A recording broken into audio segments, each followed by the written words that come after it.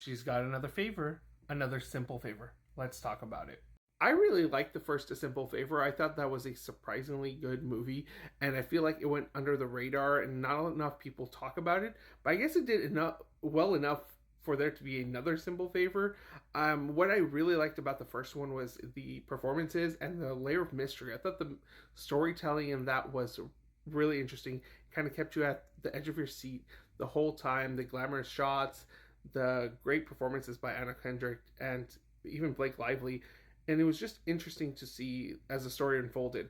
And when another Simple Favor was announced and you kind of see Blake Lively's character in it again, it kind of piqued my interest. I was like, where are they going with this film? Because if you've seen the first one, it doesn't make a whole lot of sense why there would be a second one, because they kind of tied it up in a neat-ish way to where a second movie could feel a little contrived. And that's kind of what another Simple Favor feels like.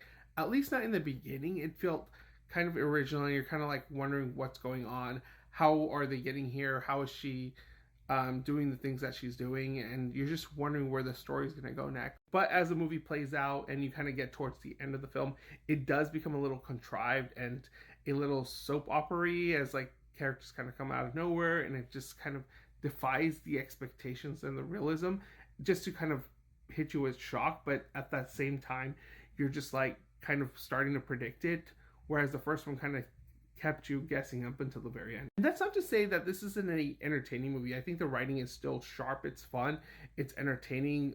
The girls are kind of cunty, especially now that Anna Kendrick's character is a little bit more self-confident than she was in the first one, so she kind of bites back a little bit more to Blake Lively's cuntiness. So that dynamic was really fun and interesting to kind of see. And then you just see everybody as really terrible people, and you're just like, who am I supposed to be rooting for? And that's not a bad thing. Sometimes you just need a movie where everybody's just idiots or just terrible characters, just so you can enjoy the frivolousness of it all, especially since these are overly rich people. But yeah, I mean, Paul Feig does a great job of getting really great like shots of like these extravagant architects and shots of the island that they are on for this kind of getaway. Blake Lively's like changing an outfit every different shot, and they're really lavish outfits and just really cool to see. And ultimately, this movie is just always constantly serving cunt, and it's just entertaining to watch from a visual standpoint. But yes, if you're following the story and you're just like, why are they doing this? Why are they like just going in circles? Or where is this plot point coming from? And it just kind of, it doesn't come out of nowhere. They did set it up kind of in the first one, but at the same time, it's like, this is so contrived and they're pulling at strings.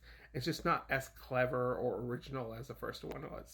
But if you did enjoy the first Simple Favor, you will find a lot of enjoyment here. It's just not as original and fresh as that first one was.